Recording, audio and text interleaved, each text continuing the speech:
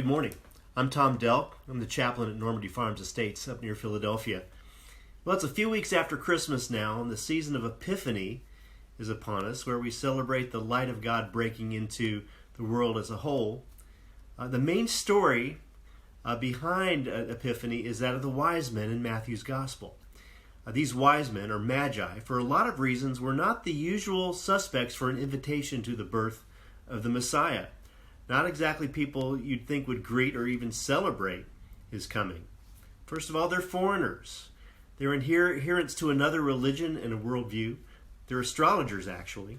The name used for them, magi, indicates the possible association with the magic arts. Among many amazing things in this story is the outstanding response that they give to the invitation that God gives them. And it was an invitation that seemed to be designed specifically for them. A sign in the heavens, a star.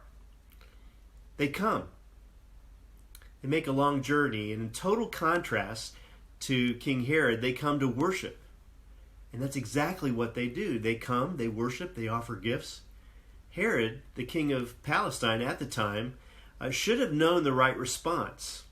After all, he was from that area. Instead, he's caught up in the threat he feels to his power and legacy from the one who is born King of the Jews. And the little one the Magi came to honor still has the ability to threaten us, our power, our perceived sovereignty over our lives. In fact, his birth invites us to deny ourselves, to die to ourselves, and live a transformed life. In the mid-20th century, T.S. Eliot wrote a poem called The Journey of the Magi. It's written from the standpoint of one of them who had taken the long journey from Mesopotamia to Bethlehem. I'd like to share some of this poem with you in closing. A cold coming we had of it. Just the worst time of year for a journey, and such a long journey.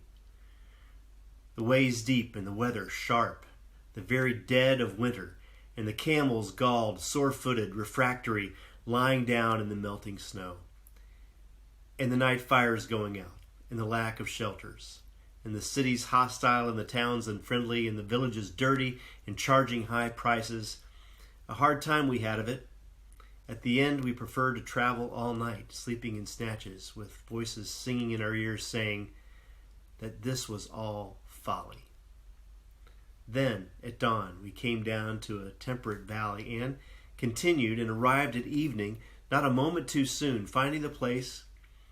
It was, you may say, satisfactory. All this was a long time ago. I remember, and I would do it again, but set down. This set down. This. Were we led all the way for a birth or death? There was a birth, certainly. We had evidence and no doubt. I had seen birth and death, but had thought they were different. The birth was hard and bitter agony for us, like death, our death. We returned to our places, these kingdoms, but no longer at ease here in the old dispensation, with an alien people clutching their gods. I should be glad for another death.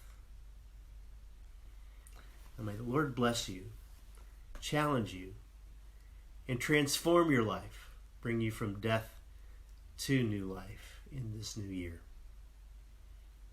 Have a great day.